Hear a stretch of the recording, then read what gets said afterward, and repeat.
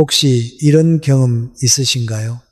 정말 완벽한 사람 같아서 마음을 활짝 열었는데 어느 순간 깊은 상처만 가득 남고 냉정하게 멀어졌던 적, 너무 거리를 두면 처절하게 외롭고 너무 가까워지면 치명적으로 다치는 이 답답하고 복잡한 인간관계 말입니다.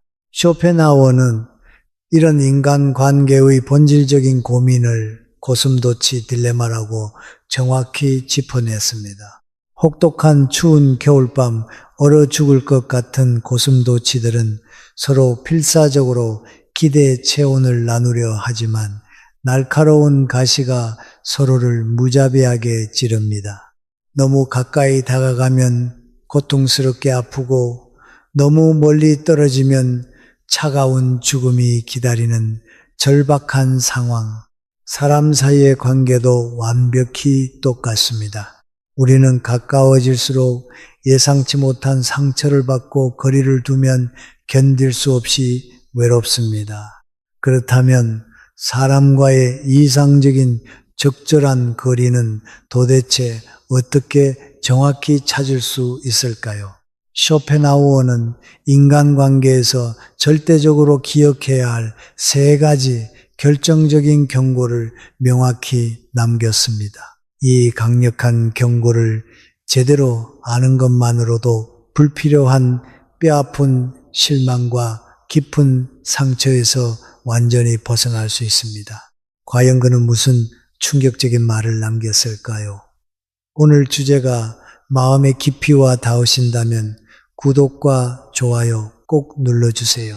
여러분의 소중한 마음을 따뜻하게 안아주는 진심 어린 좋은 콘텐츠로 반드시 보답하겠습니다. 첫 번째, 사람을 함부로 믿지 마라.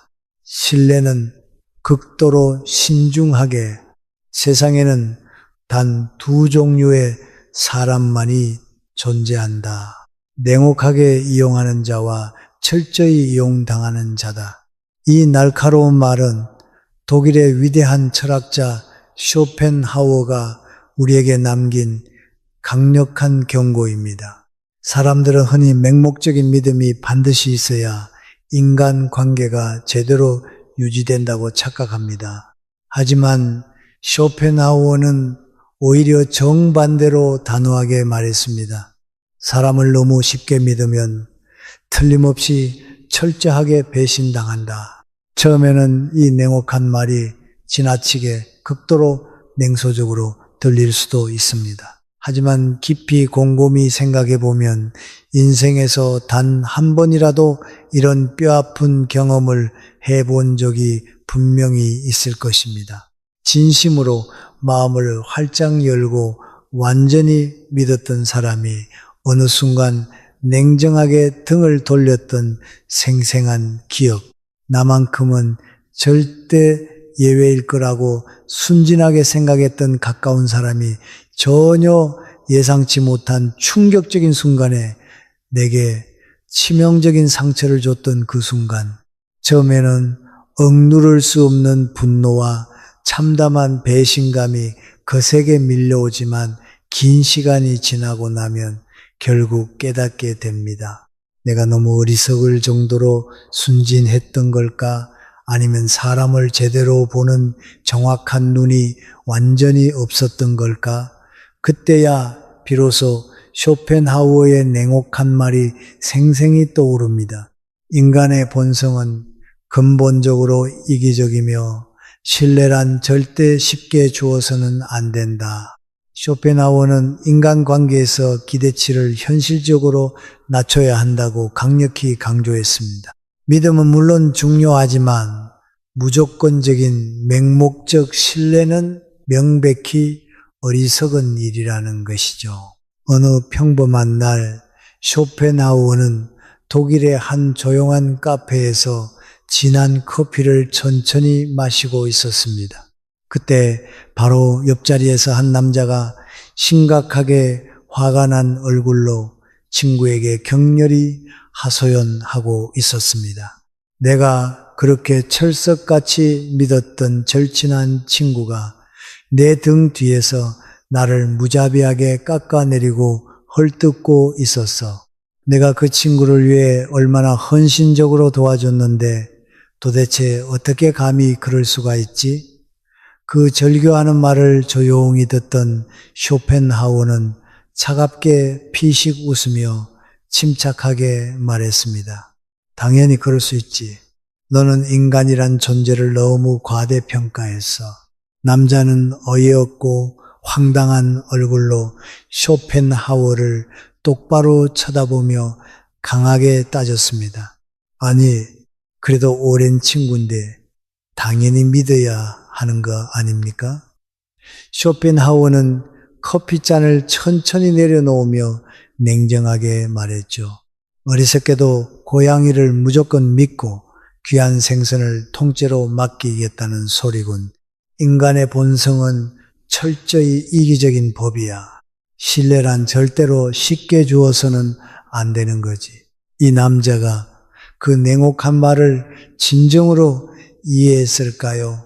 아마도 전혀 아닐 겁니다. 대부분의 순진한 사람들은 나는 특별한 예외일 거야 라고 착각하니까요. 하지만 현실은 참혹하게 냉정합니다. 배신은 멀리 있는 낯선 사람이 아니라 가장 가까운 사람에게서 예고 없이 찾아오니까요. 우리는 살아가면서 수많은 복잡한 인간관계를 필연적으로 맺습니다. 가족, 친구, 동료, 이웃. 그런데 충격적인 배신은 뜻밖에도 가장 가까운 곳에서 갑작스럽게 시작됩니다. 평소에는 친한 척하며 밝게 웃고 편하게 지내던 직장 동료가 있었습니다. 매일같이 점심을 먹고 힘든 일이 있으면 서로 적극적으로 도와주며 깊이 의지했던 끈끈한 사이였죠. 그런데 치열한 승진 경쟁이 본격적으로 시작되자 그 사람의 태도가 미묘하게 서서히 바뀌었습니다. 갑자기 내 작은 실수를 과장해서 크게 확대해서 말하고 몰래 뒤에서 악의적인 험담을 노골적으로 하기 시작합니다. 나는 솔직히 승진 욕심 전혀 없으니까 내가 됐으면 진심으로 좋겠어 라고 다정하게 말하던 그 사람이 정작 결정적인 중요한 순간에는 오직 자기 이익만을 위해 교묘하게 내 발목을 집요하게 잡습니다. 그 충격적인 순간 비로소 깨닫게 됩니다. 우리는 진짜 친구가 결코 아니었구나. 나는 진심 어린 친구라고 순진하게 생각했지만 저 사람은 처음부터 나를 제거해야 할 경쟁자로만 냉정하게 보고 있었구나. 돈을 선뜻 빌려준 적이 있나요? 처음엔 그 사람이 절박하고 간절한 얼굴로 애원합니다. 진짜 급하게 필요해. 제발 이번만 좀 도와주면 안 돼? 내가 죽어도 반드시 꼭 갚을게. 제발 믿어줘. 그런데 시간이 조금만 지나면 태도가 완전히 180도 달라집니다. 이번 달에는 좀 심하게 힘든데 다음 달에 꼭 갚을게. 내가 돈이 없어서 일부러 안 갚겠어? 사정 좀 넉넉히 봐줘. 극히 얼마 안 되는 돈 때문에 너무 과하게 정색하는 거 아니야? 빌려줄 때는 정말 진심으로 너무 고맙다며 겸손하게 두 손을 모으던 그 사람이 막상 갚을 때가 되면 왜 이렇게 쪼잔하고 인색하냐며 오히려 당당한 태도로 순식간에 돌변합니다. 그러다 결국 연락이 완전히 끊어지고 내가 먼저 용기 내어 연락을 하면 요즘 너무 지독하게 바빴어. 내 어려운 사정도 좀 인간적으로 이해해 줘라고 말합니다. 마치 내가 큰 민폐라도 심각하게 끼친 사람처럼 억울하게 몰아갑니다. 이럴 때 문득 떠오르는 씁쓸한 말이 있습니다. 돈을 빌릴 때는 그 사람이 비굴하게 내 앞에 엎드리지만 돈을 받으러 갈 때는 오히려 내가 그 사람 앞에 애처롭게 엎드린다. 쇼펜하우어는 인간 본성이 근본적으로 이기적이라는 걸 너무나 정확히 알고 있었습니다. 그는 이렇게 냉혹하게 말했죠. 돈을 선뜻 빌려줄 때는 다시 받지 못할 각오를 철저히 해야 한다. 사실 돈을 빌려준 바로 그 순간 이미 절반은 완전히 날린 셈입니다. 더 끔찍하고 참담한 건 돈을 돌려받는 험난한 과정에서 소중한 관계까지 돌이킬 수 없이 망가진다는 거죠. 한때 친밀했던 사람이 나를 노골적으로 피하기 시작하고 결국에는 아예 냉정하게 등을 돌립니다. 빌려줄 때는 친한 친구였던 사람이 돈이 오가고 나면은 남보다 훨씬 못한 존재가 됩니다. 애초에 돈 문제가 생길 여지를 철저히 만들지 않는 것. 그게 소중한 인간관계를 완벽히 지키는 유일하고 확실한 방법일지도 모릅니다. 가족이든 친구든 오랫동안 알고 지낸 사이라도 끝까지 진심으로 내 편일 거라는 확실한 보장은 전혀 없습니다. 오히려 가까운 사람이 더 쉽고 빠르게 변하기 마련입니다. 사람들은 흔히 힘들 때 곁에 있어 주는 사람이 진짜 친구라고 쉽게 말합니다. 물론 어려울 때 따뜻한 손 내밀어 주는 사람도 감사하지만 진짜 어렵고 결정적인 시험은 따로 명확히 있습니다. 바로 내가 잘 될 때 그 사람이 진짜 진심으로 내 편인지 아닌지가 적나라하게 드러난다는 것입니다. 돈이 없을 때 다들 같이 술 한잔하며 위로해 줍니다. 괜찮아, 힘내. 돈이 뭐 대수야, 마음이 중요한 거지. 그런데 어느 날 인생이 술술 풀리기 시작하면 그들의 태도도 묘하게 바뀌기 시작합니다. 처음에는 축하하는 척합니다. 와, 진짜 대박이다. 정말 엄청 잘 됐다. 하지만 뒤에서는 딴소리를 노골적으로 합니다. 운이 좋았네. 제가 뭐 대단한 걸 했다고. 요즘 돈 좀 버나 봐. 한턱 제대로 쏘라 그래. 그러다 내가 베풀지 않으면 태도가 완전히 돌변합니다. 아니, 너 그 정도도 못 해주냐? 그 사람 참 변했네. 옛날엔 절대 안 그랬잖아. 그리고 어느 순간 자연스럽게 멀어집니다. 내가 힘들 땐 옆에 있어주던 사람이 내가 잘 될 땐 가장 먼저 냉정하게 등을 돌리는 겁니다. 쇼펜하우어는 이를 단 한마디로 명확히 정리했습니다. 친구가 필요할 때 곁에 있는 사람보다 당신이 잘 나갈 때 곁에 남아있는 사람이 진짜 친구다. 정말 완벽히 그렇습니다.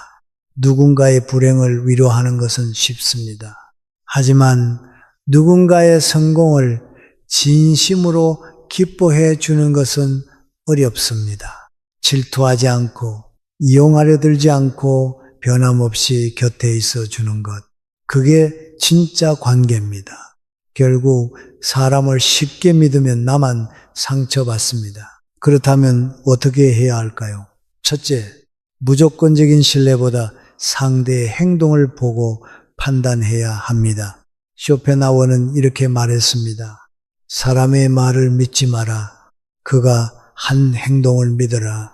사람은 말을 바꿀 수 있지만 행동은 거짓말을 하지 않습니다.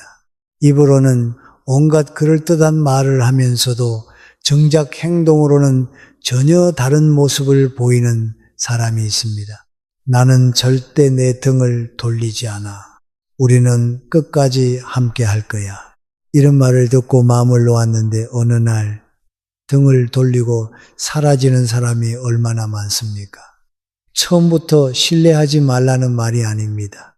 신뢰는 검증된 후에 줘야 합니다. 어떤 사람인지 알아보기도 전에 그래, 이 사람은 나를 배신하지 않을 거야 라고 먼저 믿어버리면 결국 상처받는 건 나 자신입니다. 관계는 아니라 꼭이 행동으로 증명되는 법입니다. 누군가 한번 등을 돌렸다면 다시 믿기까지는 긴 시간을 두고 행동을 지켜봐야 합니다. 대부분의 경우 한번 등을 돌린 사람은 결국 또 돌아섭니다. 둘째, 착한 사람이 되려다 결국 만만한 사람이 되는 경우가 많습니다. 쇼펜하우어는 이렇게 말했습니다. 세상에는 호의가 권리로 둔갑하는 순간이 있다. 처음에는 감사해 하던 사람이 어느 순간 그것을 당연하게 여기기 시작합니다. 이번에도 부탁 좀 들어주라. 내가 잘하잖아. 지난번에도 해줬으니까 이번에도 해줄 수 있지. 야, 네가 안 해주면 우리 다 곤란해지잖아. 이런 말을 들은 적이 있으십니까? 처음에는 호의였지만 어느 순간 그 사람들에게 권리가 되어 버린 것입니다. 더 끔찍한 건 거절하면 오히려 나쁜 사람이 되어 버린다는 겁니다. 우와, 너 원래 이런 사람이었어? 너 그렇게 이기적인 사람이었어? 진짜 실망이야. 그리고 사람들은 떠나갑니다. 사실 그런 사람들은 처음부터 내 사람이 아니었습니다. 내가 베풀었기 때문에 붙어 있었을 뿐 이용할 수 없게 되면 언제든 떠날 준비가 되어 있었던 것입니다. 그렇다면 내가 착한 사람이어서 문제가 되는 걸까요? 아닙니다. 문제는 한계를 정하지 않았다는 것입니다. 도움을 줄 수도 있고 베풀 수도 있습니다. 하지만 언제 어디까지 할지 명확한 선을 그어야 합니다. 여기까지는 내가 도와줄 수 있지만 그 이상은 어렵습니다. 이 한마디를 하는 것이 그렇게 어렵습니까? 하지만 착한 사람들은 이 말을 하지 못합니다. 상대방이 실망할까봐, 나를 안 좋게 볼까봐. 그러나 아닙니다. 나를 진짜 아끼는 사람이라면 나에게 부담을 주지 않습니다. 무리하게 요구하지도 않고 내 선을 존중할 줄 압니다. 그런 사람이 아니었다면 그 관계는 처음부터 필요 없는 관계였습니다. 결국 인간관계에서 적절한 거리두기가 반드시 필요합니다. 쇼펜하우어는 인간관계를 고슴도치 딜레마에 비유했습니다. 우리는 서로 따뜻함을 나누고 싶지만 너무 가까워지면 가시에 찔리게 된다. 너무 가까이 하면 상처받고 너무 멀어지면 외로워집니다. 그렇다면 답은 무엇일까요? 적절한 거리 유지입니다. 누군가에게 쉽게 마음을 내주지 마십시오. 말이 아니라 행동을 보고 판단하십시오. 선의를 베풀 때 그 한계를 정하십시오. 그리고 무엇보다 착한 사람이 아니라 지혜로운 사람이 되십시오. 사람은 쉽게 변하지 않습니다. 하지만 우리가 사람을 대하는 방식은 바꿀 수 있습니다. 그 한 걸음이 상처받지 않는 인간관계를 만드는 첫걸음이 될 것입니다. 자, 이제 쇼펜하우어가 강력히 경고한 두 번째 인간관계 법칙을 알아볼까요? 두 번째, 말을 아껴라. 무례한 사람과 논쟁하지 마라. 쇼펜하우어는 인간관계에서 꼭 반드시 피해야 할 것이 있다고 했습니다. 바로 어리석은 사람과 논쟁하는 것입니다. 그는 이렇게 냉혹하게 말했습니다. 바보와 논쟁하는 것은 진흙탕에서 돼지와 싸우는 것과 완벽히 같다. 돼지는 즐기지만 당신은 더러워질 뿐이다. 이 말을 듣고 고개를 갸우뚱할 수도 있습니다. 그래도 억울한 건 참을 수 없잖아. 나는 틀린 말을 한 게 아닌데 왜 참아야 하지? 맞습니다.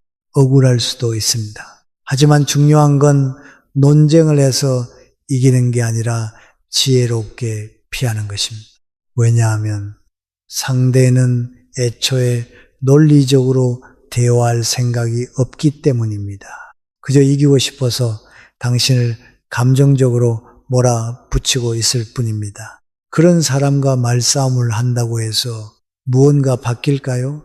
결과는 뻔합니다. 서로 얼굴이 붉어지고 감정이 상하고 뒤끝이 남을 뿐입니다. 그리고 나중에 후회하게 됩니다. 괜히 입을 열어서 그냥 흘려보낼 걸. 그렇다면 이런 상황을 어떻게 피해야 할까요? 명절날 오랜만에 가족들이 모였습니다. 오랜만에 얼굴 보니 반갑고 이야기 나누다 보면 한층 가까워질 수도 있겠죠. 그런데 한마디 잘못 던졌다가 분위기가 순식간에 얼어붙을 수 있습니다. 요즘 정치하는 사람들 진짜 한심하지 않냐? 나는 저 당이 맞다고 보는데 너희는 생각이 다르구나. 이야기가 나오기 시작하면 분위기는 점점 과열됩니다. 처음에는 의견 교환이었던 대화가 어느 순간 감정 싸움으로 번지기 시작합니다. 아니, 그걸 몰라? 너는 세상을 너무 순진하게 본다. 아니, 형이야말로 너무 극단적이야. 제대로 알고 말하는 거 맞아? 한번 불이 붙으면 절대 꺼지지 않습니다. 결국 기분 상한 채로 모임이 끝나고 다음번엔 이런 자리를 피하고 싶어집니다. 사실 정치 얘기에서 누가 옳고 그른지는 중요하지 않습니다. 애초에 각자 믿고 싶은 게 다르기 때문에 절대 결론이 나지 않습니다. 오히려 맞아, 그렇구나 하고 넘기는 사람이 현명한 것입니다. 어떤 사람들은 대화를 하는 목적이 다릅니다. 서로 생각을 주고받으며 이해하려는 것이 아니라 무조건 자기가 이기고 싶어서 말꼬리를 잡고 늘어지는 사람들이 있습니다. 이런 사람들과 대화를 나누다 보면 처음에는 평범한 의견 교환 같다가도 어느 순간부터 이상하게 말이 꼬이고 기분이 상하기 시작합니다. 내 말은 맞긴 한데 솔직히 생각이 짧지 않아? 그래서 너는 뭐 얼마나 대단하길래 그런 소리를 해? 이 말을 듣는 순간 머릿속에서 신호가 울려야 합니다. 아, 이건 대화가 아니라 싸움이구나. 그런 사람들은 논리적인 설명이 필요한 것이 아닙니다. 애초에 내 의견을 듣고 싶어 하는 것도 아닙니다. 그저 내 말에 트집을 잡고 우위를 점하고 싶을 뿐입니다. 이런 상황에서 실수하는 사람들의 공통점이 있습니다. 아니, 나는 그냥 내 의견을 말한 것뿐인데 왜 자꾸 말꼬리를 잡지? 그렇게 상대를 이해시키려 하고 차근차근 설명하려고 합니다. 하지만 이것은 함정입니다. 이들은 애초에 논리적으로 토론할 의사가 없습니다. 내 말을 듣고 이해하려는 것이 아니라 그냥 내가 틀렸다는 결론을 내리고 싶어 할 뿐입니다. 이때 가장 멍청한 행동이 뭔지 아십니까? 아니야, 내 말은 그런 뜻이 아니고 하면서 열심히 설명하는 것. 그 순간 상대는 속으로 웃고 있을 겁니다. 걸려들었군. 이젠 내 마음대로 휘둘러 보자. 이런 사람들은 내 말을 반박할 논리가 없으면 논점을 흐리거나 말꼬리를 잡거나 감정적으로 몰아붙입니다. 이제부터 대화는 본질에서 벗어나 감정 싸움으로 번지게 됩니다. 그런데 이 싸움에서 절대 이길 수 없습니다.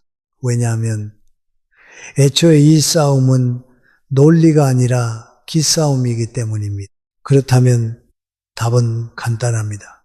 그들이 원하는 반응을 주지 않으면 됩니다. 그럴 수도 있겠네요.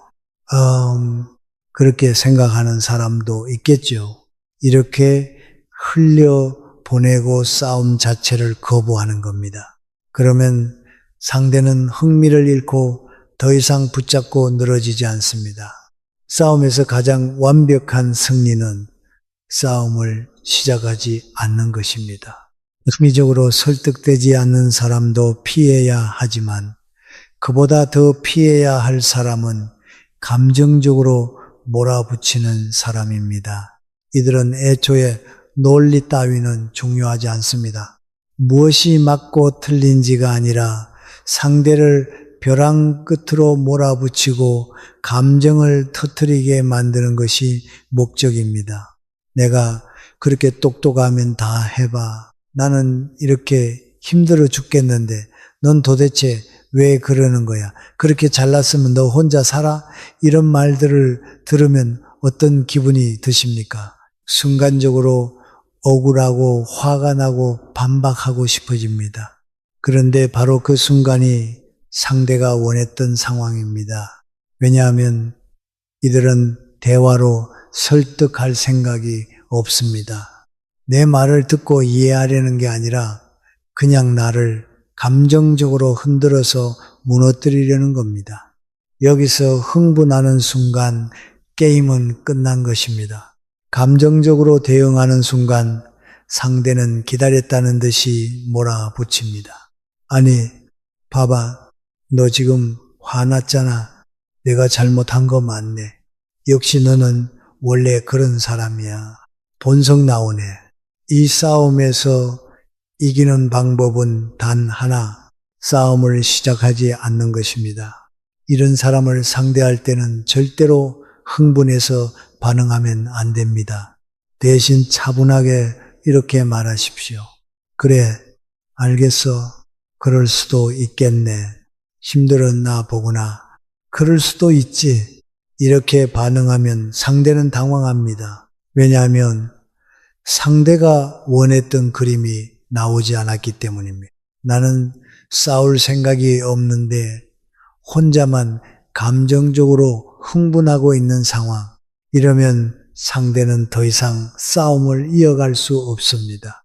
그렇다면 내가 참아서 손해보는 것일까요?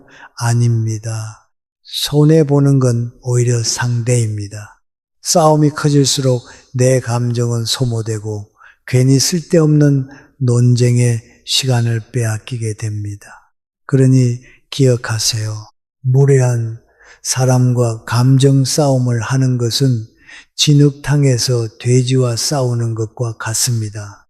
돼지는 즐기겠지만 내가 더러워질 뿐입니다. 이길 방법은 단 하나, 그 싸움 자체를 피하는 것입니다. 누구나 한 번쯤 이런 상황을 겪어본 적이 있을 것입니다. 억울하게 몰리고 말이 통하지 않는 사람과 부딪히면서 이건 아니지 하고 목소리를 높였던 경험. 그런데 돌아보면 어땠나요? 그 싸움에서 이긴다고 해서 정말 속이 시원했던가요? 상대가 네가 맞아 하고 깨달음을 얻고 사과라도 하던가요? 아니면 괜히 기분만 상하고 감정만 소모되고 괜히 말했다 하고 후회했던 적이 더 많지는 않았나요? 쇼펜하우어는 이렇게 말했습니다. 어리석은 사람과 논쟁하는 것은 싸워서 이기는 것이 아니라 그와 동급이 되는 것이다. 이 말을 곱씹어 보면 논쟁을 피하는 것이 왜 중요한지 더 깊이 이해할 수 있습니다. 상대가 감정적으로 나오면 내가 아무리 논리적으로 대응해도 소용이 없습니다. 그 사람은 이길 생각이 아니라 내기를 죽이고 감정을 흔들 생각뿐이니까요. 그렇다면 어떻게 해야 할까요? 상대가 언성을 높이고 감정적으로 몰아붙이면서 싸움을 걸어올 때 침착하게 미소를 짓고 이렇게 대답하십시오. 그럴 수도 있겠네요. 맞아요. 그렇게 생각할 수도 있죠. 이렇게 말하면 상대는 더 이상 뭐라고 할 수 없습니다. 싸움이 될 재료를 주지 않았기 때문입니다. 일부러 싸움을 거는 사람들은 상대가 흥분해서 같이 달려들기를 바랍니다. 그래야 더 몰아붙이고 더 이긴 듯한 느낌을 받을 수 있으니까요. 그런데 내가 너무 태연하면 그들은 흥미를 잃고 더 이상 싸움을 지속하지 못합니다. 그 순간 싸움은 자연스럽게 끝이 납니다. 많은 사람들이 오해하는 것이 있습니다. 논쟁에서 피하면 마치 내가 지는 것 같다고 생각하는 것입니다. 하지만 사실은 그 반대입니다. 싸움을 피하는 것이 비겁한 것이 아니라 더 높은 차원의 승리일 때가 많습니다. 논쟁에서 이겨봐야 남는 것은 없습니다. 상대가 납득하는 경우는 거의 없고 오히려 감정만 상하고 관계는 더 멀어지기 마련입니다. 그렇다면 불필요한 싸움을 피하면 어떤 점이 좋을까요? 적어도 내 감정은 지킬 수 있습니다. 짜증나고 억울한 기분에 휘둘리지 않을 수 있습니다. 결국 우리가 논쟁에서 지켜야 하는 것은 이긴다는 결과가 아니라 내 마음의 평온입니다. 쇼펜하우어가 남긴 이 지혜를 기억하십시오. 입을 닫는 것이야말로 가장 강력한 무기입니다. 입을 열어봤자 상대는 변하지 않습니다.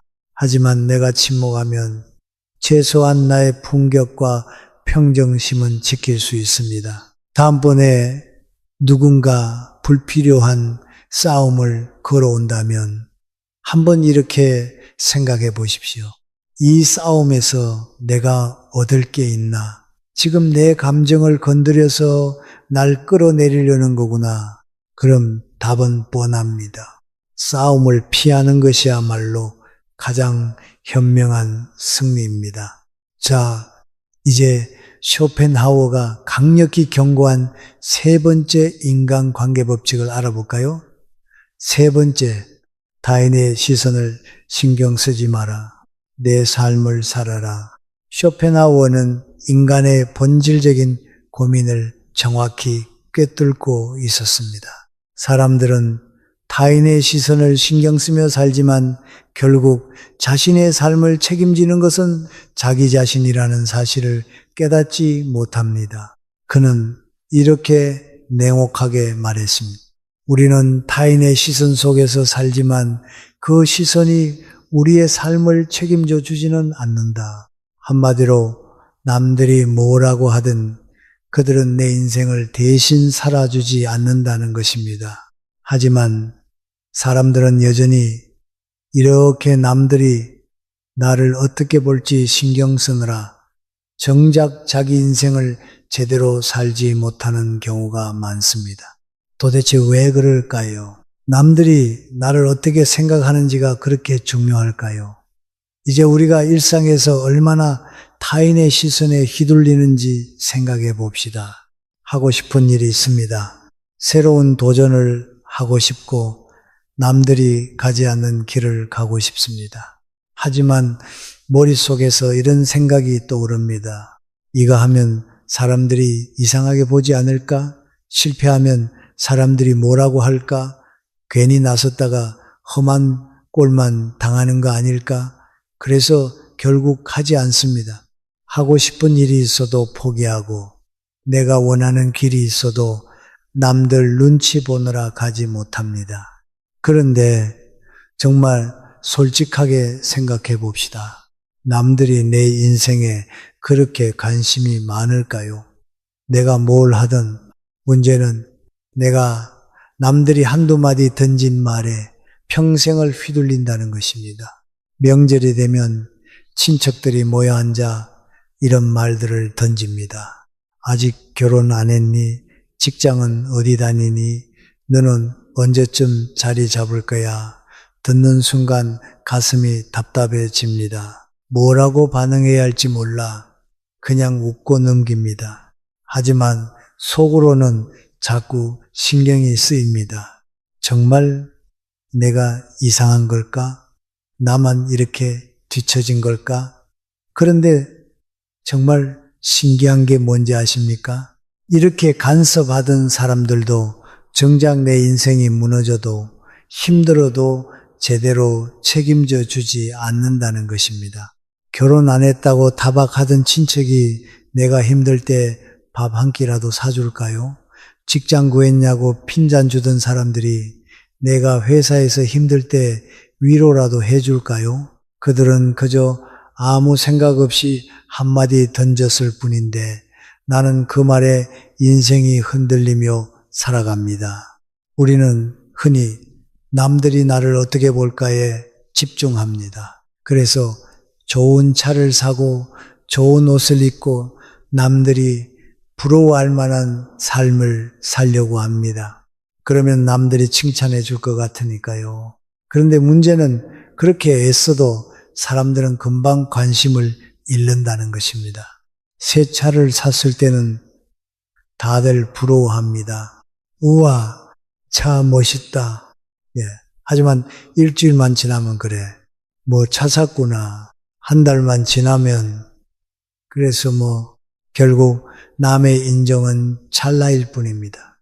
남의 시선을 신경 쓰면서 살아봤자 그들이 나를 위해 뭔가를 해주는 것도 아닙니다. 그러니 진짜 중요한 것은 내 만족입니다. 남이 뭐라고 하든 내가 원하는 길을 가는 것, 그것이 최고의 인생입니다. 쇼펜하우어는 이렇게 말했습니다. 우리는 타인의 시선 속에서 살지만 그 시선이 우리의 삶을 책임져 주지는 않는다. 하지만 많은 사람들이 여전히 남의 눈을 의식하며 살아갑니다. 그 시선을 벗어나지 못한 채 하는 삶보다 남들이 원하는 삶을 선택하고 있지는 않습니까? 어릴 때는 성적, 학교, 친구 관계, 어른이 되면 직장, 결혼, 돈, 사회적 지위, 언제나 평가받고 비교당하고 기준에 맞춰 살아가야 하는 세상. 그런데 여기서 가장 중요한 질문이 하나 있습니다. 그 기준을 만든 사람들은 내 인생을 대신 살아줄 수 있습니까? 누군가는 이렇게 말할 수도 있습니다. 그래도 남들이 나를 어떻게 볼지 신경이 쓰이는데 그걸 어떻게 안 신경 쓰나요? 방법은 단순합니다. 남들은 내 인생에 큰 관심이 없다는 걸 깨닫는 것, 우리는 착각하고 있습니다. 마치 남들이 하루 종일 나를 관찰하고 평가하는 것처럼 느껴집니다. 하지만 현실은 그렇지 않습니다. 사람들은 내 인생을 궁금해하는 게 아닙니다. 그저 잠깐의 가십거리일 뿐입니다. 아직 결혼 안 했어. 직장은 어디 다녀? 애는 언제 가질 거야? 너희는 어느 대학 갔니? 그렇게 묻고 나서 정작 내 상황이 힘들어지면 도와줄까요? 내가 슬퍼할 때 내 고민을 해결해 줄까요? 아닙니다. 그들은 말 한마디 던지고 곧 자기 일상으로 돌아갑니다. 그 한마디 때문에 내가 흔들리고 고민하고 마음 아파하는 것이 문제입니다. 그러니 그걸 신경 쓰느라 내 삶을 포기할 필요가 있을까요? 살면서 많은 사람들이 이렇게 말합니다. 원하는 대로 살지 마라. 현실을 봐야지. 남들이 다 그렇게 사는데 너만 다르게 살면 안 돼. 그래서 남들이 원하는 대로 살았습니다. 안정적인 직장을 잡고 무리해서라도 집을 사고 결혼을 하고 사회가 요구하는 틀에 맞춰 살았습니다. 그런데 그 끝에서 후회하는 사람들이 많습니다.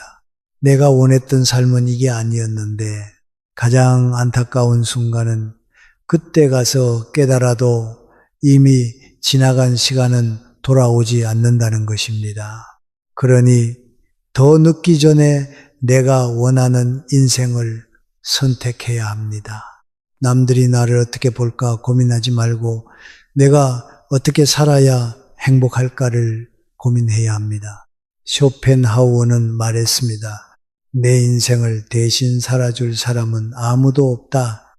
그러니 남이 아니라 나 자신을 위해 살아야 한다. 그 누구도 내 인생을 대신 살아주지 않습니다. 누가 뭐라고 하든 결국 나를 책임지는 것은 나 자신입니다. 그러니 더 이상 남의 시선을 두려워할 필요가 없습니다. 세상에는 나를 평가하는 사람들이 많습니다. 하지만 그 평가에 휘둘릴 필요는 없습니다. 남들이 나를 욕할 수도 있습니다. 그렇다고 내 인생이 망하는 것은 아닙니다. 남들이 나를 칭찬할 수도 있습니다. 그렇다고 내 인생이 바뀌는 것도 아닙니다. 결국 나를 행복하게 할 수 있는 건 오직 나 자신뿐입니다. 남들보다 한 걸음 늦을 수도 있고 다른 길을 걸을 수도 있습니다. 하지만 그 길이 진짜 내 길이라면 그게 가장 완벽한 속도입니다. 쇼펜하우어가 남긴 이 말을 기억하십시오. 남들이 당신을 어떻게 보든 당신은 결국 당신 자신의 삶을 살아야 한다. 우리는 살아가면서 수많은 인간관계를 맺고 그 속에서 크고 작은 뼈아픈 실망을 경험합니다. 때로는 믿었던 사람에게 철저히 배신당하고 때로는 말 한마디가 오해가 되어 깊은 상처로 남기도 합니다. 또 어떤 날은 단지 남들의 시선이 두려워 내가 정말 원하는 삶을 살지 못하고 주저앉기도 합니다. 하지만 이제 더 이상 관계에 휘둘릴 필요가 없습니다. 쇼펜하우어의 이 세 가지 강력한 조언을 마음속에 깊이 새겨보세요. 사람을 쉽게 믿지 않는 것, 불필요한 논쟁을 피하는 것, 타인의 시선에서 자유로워지는 것, 이 세 가지만 기억해도 여러분의 삶은 훨씬 더 단단해지고 무너지는 순간에도 다시 일어설 수 있는 힘을 가질 수 있습니다. 누군가를 의심하라는 말이 아닙니다. 신뢰할 사람을 신중히 선택하고 그 믿음이 깨졌을 때 너무 아파하지 않도록 내 마음을 지키라는 뜻입니다. 논쟁에서 이기려 애쓰지 않아도 괜찮습니다. 때로는 침묵이 가장 지혜로운 대답이 되고 내가 감정을 지키는 것이 가장 큰 승리가 될 수 있습니다. 그리고 무엇보다 가장 중요한 것, 이제는 남의 시선이 아니라 내 인생을 살기로 선택하세요. 남들이 뭐라 하든 내 삶을 살아줄 사람은 오직 나 자신뿐입니다. 그러니 남들보다 조금 늦어도 다른 길을 걷더라도 괜찮습니다. 그 길이 진짜 나의 길이라면 그것이 가장 완벽한 속도입니다. 여러분은 오늘 어떤 깨달음을 얻으셨나요? 혹시 그동안 너무 많은 걸 짊어지고 살지는 않으셨나요? 이제는 조금 내려놓아도 괜찮습니다. 이 세 가지 조언이 여러분의 삶을 더 단단하고 평온하게 만들어 줄 것입니다. 그리고 언젠가 마음이 흔들릴 때마다 이 말을 떠올려 주세요. 나는 내 삶을 살아야 한다. 그것이야말로 우리가 진정으로 자유로워지는 길이니까요. 그리고 이어서 다음 주제를 공유하겠습니다. 누군가 미울 때 이렇게 대하라. 나를 귀하게 여긴다. 통쾌하고 후련한 최고의 복수법. 살다 보면 이런 순간 누구나 겪어보셨을 겁니다. 말 한마디, 행동 하나가 얄미운 사람이 있죠. 꼭 나를 괴롭히려는 것도 아닌데 이상하게 그 사람만 보면 마음이 불편하고 신경이 쓰이는 거예요. 그래서 속으로 내가 너무 예민한 걸까? 아니면 진짜 저 사람이 문제인 걸까? 고민해보지만 답은 잘 나오지 않습니다. 결국 미움이 쌓일수록 더 괴로운 건 나 자신이라는 걸 알면서도 그 감정을 어떻게 해야 할지 몰라서 방치하게 되죠. 여러분도 이런 미움 때문에 잠 못 이루거나 하루 종일 기분이 상한 적 있으신가요? 그렇다면 오늘 영상이 큰 도움이 될 겁니다. 사실 누군가를 미워하는 마음은 우리가 생각하는 것보다 훨씬 쉽게 다스릴 수 있습니다. 다만 그 방법을 몰랐을 뿐이에요. 오늘 그 미움을 지혜롭게 풀어낼 방법을 하나씩 알려드리겠습니다. 이걸 알게 되면 마음이 얼마나 가벼워지는지 느끼실 거예요. 첫 번째, 존중의 언어를 쓰세요. 영희 씨는 오늘 아침도 평화롭게 시작하고 싶었습니다. 그런데 아침 식탁에서 남편이 툭 던진 한마디에 마음이 요동쳤죠. 밥은 왜 맨날 이런 것만 해? 그 말에 영희 씨는 속으로 울컥했지만 최대한 차분한 목소리로 대답하려 애썼습니다. 뭐가 문제인데 맛있게 먹으면 되지요. 하지만 남편은 한술 더 떠 여유롭게 말했죠. 그냥 한 번쯤 내 입맛에 맞게 해주면 안 돼? 영희 씨는 속이 부글부글 끓었습니다. 내가 밥하는 기계야. 내가 얼마나 맞춰보려고 노력했는데 꼭 이런 말을 해야 속이 시원하냐고. 저녁이 되자 이번엔 남편이 억울한 마음을 품게 되는 일이 벌어졌습니다. 오랜만에 소파에 기대어 텔레비전 소리를 크게 틀고 축구 경기를 보고 있던 남편에게 영희 씨가 다가왔죠. 당신은 서랍을 왜 맨날 열어도 내가 매번 닫아야 하잖아. 남편은 순간 심장이 철렁 내려앉았습니다. 하루 종일 일하고 와서 겨우 쉬는 이 시간에 잔소리를 꼭 해야 해? 하지만 영희 씨의 잔소리는 멈추지 않았고 남편은 속으로 한숨을 내쉬며 생각했습니다. 진짜 왜 이렇게 사소한 걸로 날 괴롭히는 거지? 배우자의 행동이 얄밉고 도무지 이해되지 않을 때 이렇게 접근해 보세요. 왜 저래라고 생각하기보다 우리만의 재미있는 종족 언어를 만들어 보는 겁니다. 예를 들어 남편이 축구 경기를 보며 볼륨을 잔뜩 높였을 때 이렇게 말해 보는 거죠. 아, 당신은 축구 종족이라 그런 거구나. 축구 종족은 소리를 크게 틀어야 재미있지. 그러면 남편도 이렇게 대답할 수 있을 겁니다. 맞아. 근데 당신은 정리종족이지. 정리종족은 모든 걸 단정해야 속이 편하지. 이렇게 서로를 종족으로 바라보면 얄밉던 행동이 문제가 아니라 상대의 특징처럼 느껴지기 시작합니다. 심리학적으로 우리가 화가 나는 이유는 상대가 내 기대에 미치지 못했을 때입니다. 하지만 그 기대를 내려놓고 배우자를 다른 종족으로 바라보면 갈등의 긴장감이 훨씬 줄어듭니다.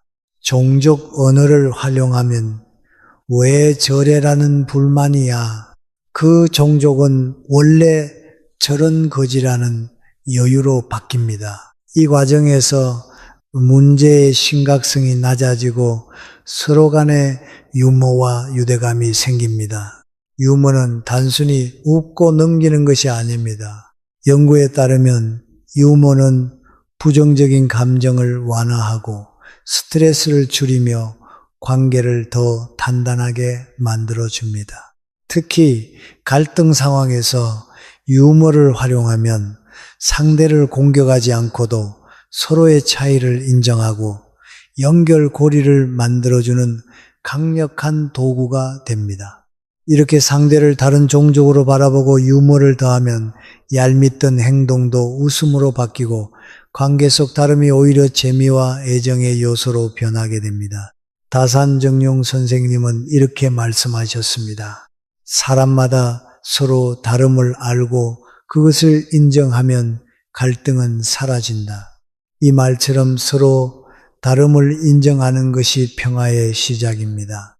배우자의 행동이 이해되지 않을 때 이렇게 한 번 더 생각해 보세요.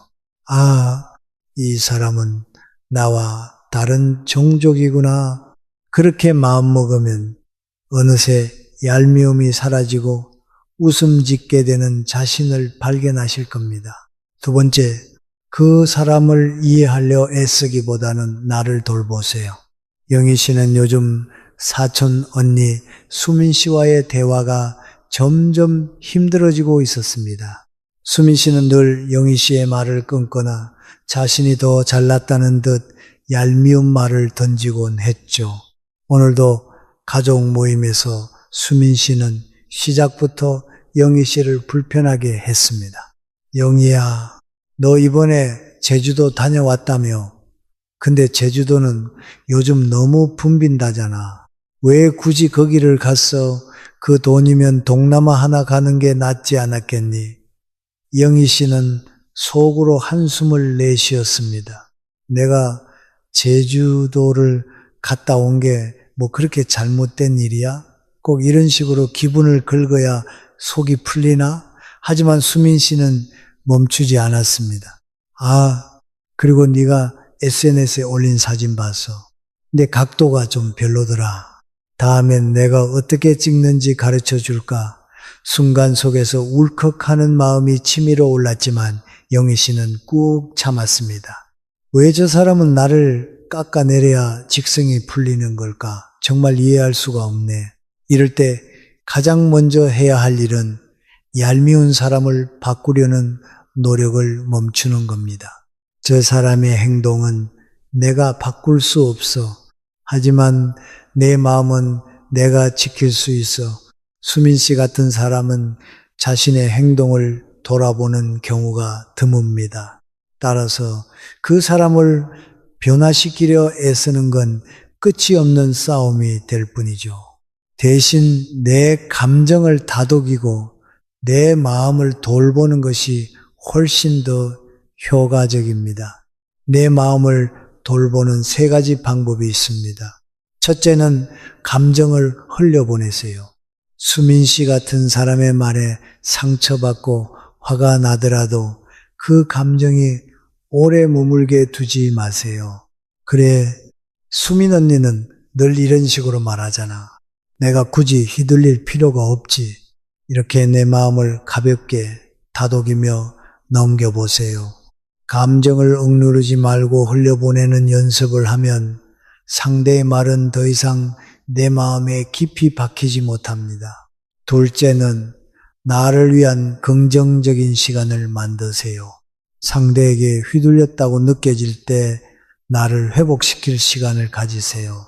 좋아하는 음악을 듣거나 산책을 하며 머리를 식히는 것도 좋은 방법입니다. 내 마음을 돌보는 데 집중하면 그 사람의 말은 더 이상 나를 흔들 수 없어. 이런 태도를 가질 때 내 삶의 주도권은 다시 나에게로 돌아옵니다. 셋째는 감정의 경계를 설정하세요. 수민 씨가 또 말을 던질 때마다 속으로 이렇게 말해 보세요. 저건 저 사람의 문제야. 내 기분까지 그 문제에 내어줄 필요는 없어. 이렇게 경계를 설정하면 상대의 말이 내 감정을 지배하지 못하게 됩니다. 심리학에서는 이 경계 설정을 감정적 독립이라고 부릅니다. 상대의 행동과 내 감정을 분리할 때 내 마음은 더욱 단단해집니다. 심리학에서는 자기 돌봄을 부정적인 관계 속에서도 마음의 평화를 유지하는 가장 강력한 방법으로 봅니다. 타인의 행동을 바꾸려는 노력은 대개 실패로 끝나지만 내 감정을 다스리고 돌보는 일은 내가 통제할 수 있는 영역입니다. 자기 돌봄은 단순히 스트레스를 해소하는 데 그치지 않습니다. 내 마음을 보살피는 과정을 통해 상대의 말과 행동이 나에게 미치는 영향력이 점점 줄어들게 됩니다. 다산정용 선생님은 이렇게 말씀하셨습니다. 천하의 근심은 외부에서 오지 않고 마음에서 일어난다. 내 마음을 보살피는 것이야말로 외부의 시끄러움을 잠재우는 시작입니다. 누군가가 나를 얄밉게 하고 상처 주는 말을 할 때 이렇게 생각해 보세요. 저 사람은 저러고 살겠지만 나는 내 마음을 지킬 거야. 내 마음을 돌보는 일은 내가 가장 잘할 수 있는 일입니다. 그 순간부터 여러분의 마음은 평화로워지고 삶은 조금 더 따뜻해질 것입니다. 세 번째, 왜 미운지 먼저 생각해 보세요. 영진 씨는 회사 후배 철민 씨만 보면 이유 없이 마음이 불편했습니다. 철민 씨는 항상 활달하고 긍정적인 성격으로 동료들 사이에서 인기도 좋았죠. 그런데 영진 씨에게는 그런 모습이 오히려 더 짜증나게 느껴졌습니다. 오늘도 철민 씨는 아침 회의에서 발표를 하며 환하게 웃었습니다. 다들 어제 야근하시느라 고생 많으셨죠. 근데 저 어제 야근 중에 이런 아이디어가 떠올랐습니다. 동료들은 철민 씨의 발표에 박수를 쳤지만 영진 씨는 속으로 화가 치밀어 올랐습니다. 뭐가 그렇게 잘났다고 저렇게 유난을 떠는 거야. 사람들 앞에서 혼자도 돋보이고 싶어 하는 것 좀 봐. 그날 오후 영진 씨는 자신을 향해 웃으며 말을 걸어오는 철민 씨를 보고 피곤한 기색을 감추지 않았습니다. 영진 선배, 저희 팀 프로젝트도 잘 돼가고 있죠. 선배랑 같이 일하면 진짜 든든하거든요. 영진 씨는 억지로 미소를 지으며 대답했습니다. 응, 뭐 잘하고 있겠지. 그날 퇴근길 영진 씨는 한숨을 내쉬며 스스로에게 물었습니다. 대체 나는 왜 저 사람을 이렇게 미워하는 걸까? 철민이가 나한테 무슨 큰 잘못을 한 것도 아닌데 왜 저 사람이 이렇게까지 신경 쓰일까? 잠시 고민하던 영진 씨는 문득 깨달았습니다. 사실 철민이처럼 활발하고 자신감 있는 모습이 부러웠던 건 아닐까? 내가 그렇게 못하니까 그래서 더 미운 거 아닐까? 심리학에서는 이런 현상을 투사라고 합니다. 우리가 누군가를 미워하는 이유는 대개 두 가지입니다. 첫째, 그 사람이 내가 싫어하는 내 모습을 건드렸을 때. 둘째, 그 사람이 내가 가지고 싶지만 가지지 못한 모습을 가지고 있을 때. 철민 씨의 자신감 넘치는 모습은 사실 영진 씨가 오랫동안 부러워했던 부분이었습니다. 영진 씨는 자신이 충분히 자신감을 가지지 못한다고 느껴왔고 그 부족함이 철민 씨를 통해 드러나면서 더 크게 불편함을 느낀 것이죠. 이 사실을 인정하는 순간 영진 씨는 마음이 한결 가벼워졌습니다. 철민이는 잘못한 게 없었어. 오히려 내가 내 부족함을 그 사람에게 투영하고 있었던 거지. 왜 이런 깨달음이 중요한 걸까요? 심리학적으로 우리가 스스로의 감정을 인정하면 마음의 저항이 줄어들고 스트레스가 크게 해소됩니다. 무의식 속에서 억눌렸던 감정을 끌어올려 직면하면 그 감정은 더 이상 우리를 괴롭히지 못합니다. 즉, 미움의 정체를 알게 되면 그 감정이 사라지는 길이 열립니다. 철민 씨에 대한 영진 씨의 불편함은 철민 씨의 행동 자체가 아니라 영진 씨 자신이 가진 결핍에서 비롯된 것이었습니다. 이걸 인정한 순간 영진 씨는 더 이상 철민 씨를 미워할 필요를 느끼지 않게 된 거죠. 다산 정약용 선생님은 이렇게 말씀하셨습니다. 자신을 돌아보는 자는 타인을 비난하지 않는다. 결국 타인을 미워하는 마음의 씨앗은 내 안에 있다는 뜻입니다. 그 마음을 인정하고 들여다보면 미움은 더 이상 나를 흔들지 못합니다. 누군가가 미울 때 이렇게 한번 스스로에게 물어보세요. 왜 내가 이 사람을 미워할까? 혹시 내 부족함을 건드린 건 아닐까? 그렇게 내 마음을 들여다보는 것만으로도 미움은 줄어들고 내 안에 평화는 찾아옵니다. 스스로를 인정하는 것이 타인을 이해하는 첫걸음입니다. 그 순간 우리는 조금 더 성숙해지고 마음이 훨씬 가벼워질 것입니다. 네 번째, 긁는 사람 우아하게 피하세요. 영희 씨는 요즘 동네 모임에 나갈 때마다 속이 타들어갑니다. 모임에 꼭 한 사람 은근히 말을 얄밉게 해서 사람 속을 긁는 민정 씨 때문이죠. 오늘도 민정 씨는 영희 씨를 보자마자 툭 던졌습니다. 영희 씨, 애가 공부를 좀 해야 할 텐데 요즘 학교 성적이 안 좋다면서? 영희 씨는 순간 얼굴이 굳었습니다. 내가 언제 성적 얘기를 했다고? 대체 왜 이런 말을 아무렇지 않게 하는 거야? 하지만 민정 씨는 멈추지 않았습니다. 요즘 살이 좀 오른 것 같은데 스트레스를 많이 받았나 봐. 영희 씨는 속이 부글부글 끓었지만 차마 아무 말도 하지 못했습니다. 진짜 왜 저렇게 긁어대는 걸까? 내가 뭘 잘못한 것도 없는데. 그날 집에 돌아온 영희 씨는 깊은 한숨을 쉬며 생각했습니다. 저런 사람을 상대하다 보면 내 마음만 더 상하겠지. 이제는 나도 흔들리지 않기로 마음먹어야겠어. 누군가가 말을 통해 나를 긁어댈 때 우리의 첫 반응은 보통 왜 저래? 라는 짜증입니다. 상대가 나를 무시하거나 깎아내리려는 의도로 보이기 때문이죠. 하지만 심리적으로 그들의 행동을 들여다보면 긁는 사람의 말과 행동은 대부분 그들 자신의 결핍과 불만에서 비롯된다는 사실을 알게 됩니다. 긁는 사람은 흔히 자기 내면의 불안과 불만을 타인에게 투사하려는 경향이 있습니다.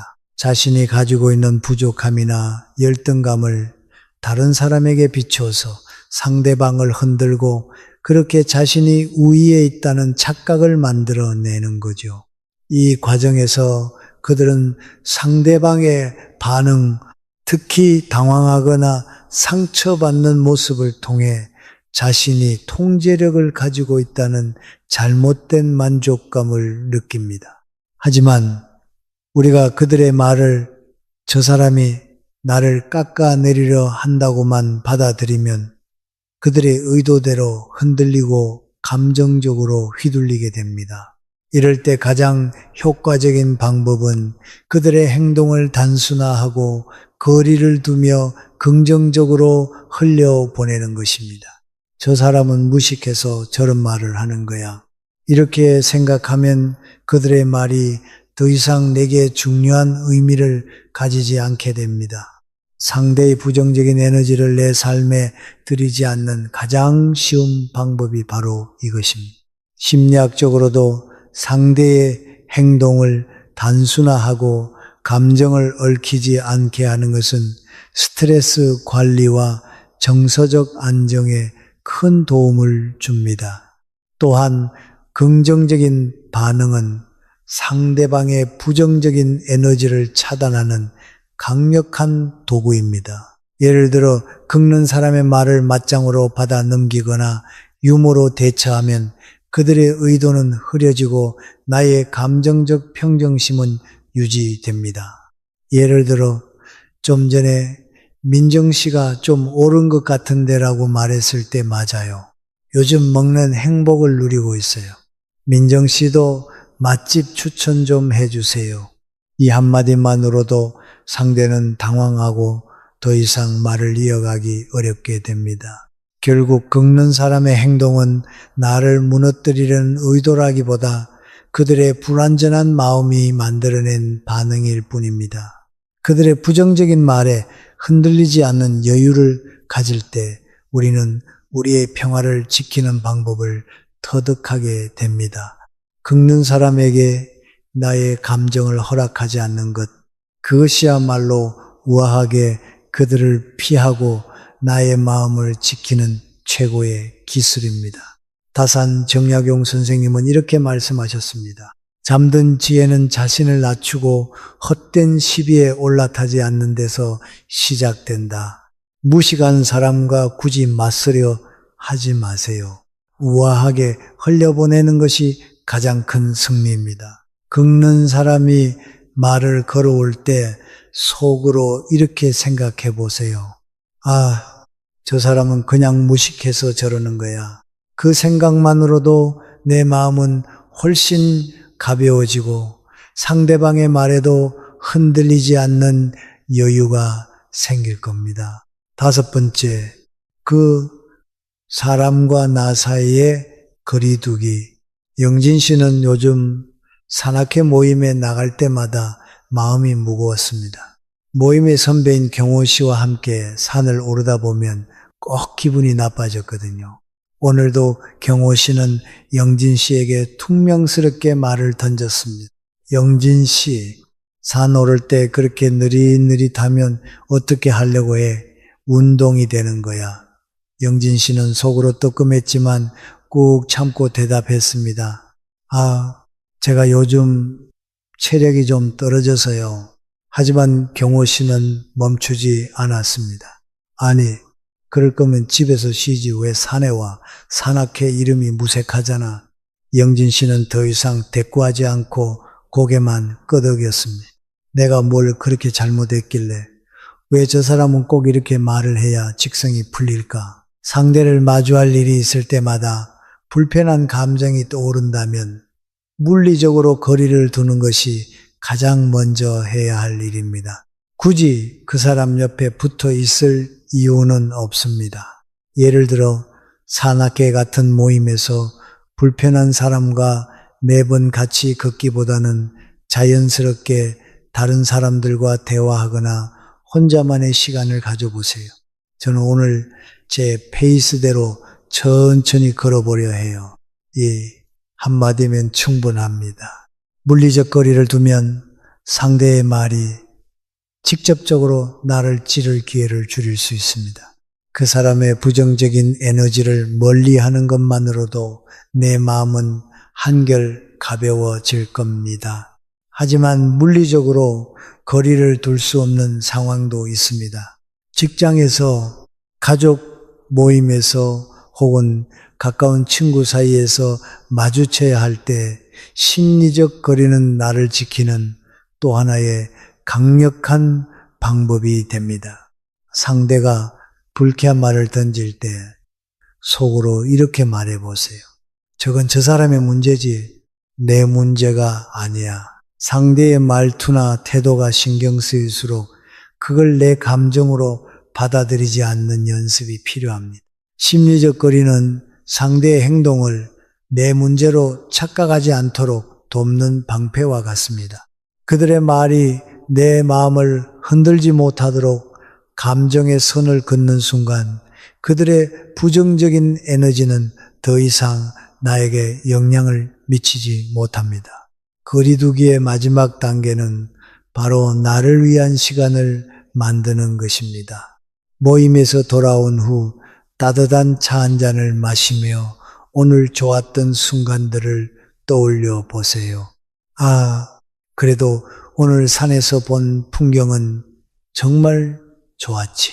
그런 시간을 내가 누릴 수 있다는 게 참 다행이야.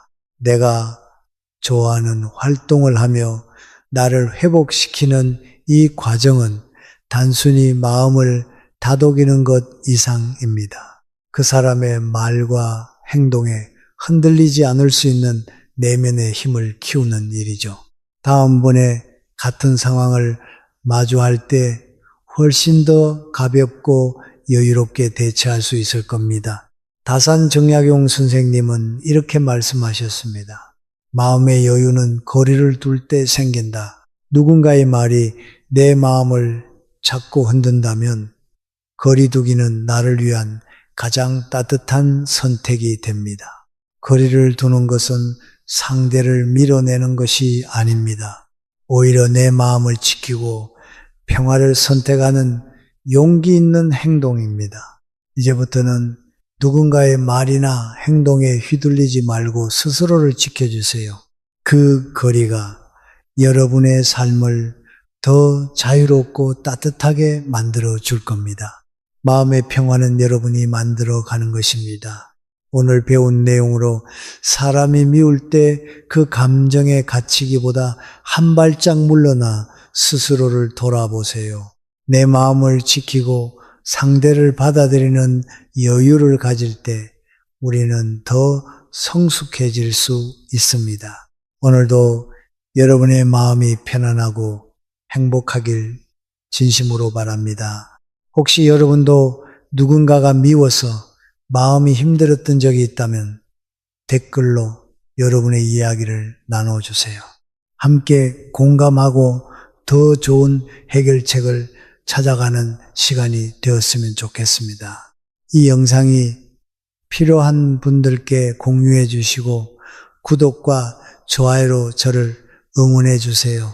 여러분과의 소중한 연결이 저에게 큰 힘이 됩니다. 오늘도 행복한 하루 되세요. 이상으로 마무리하겠습니다.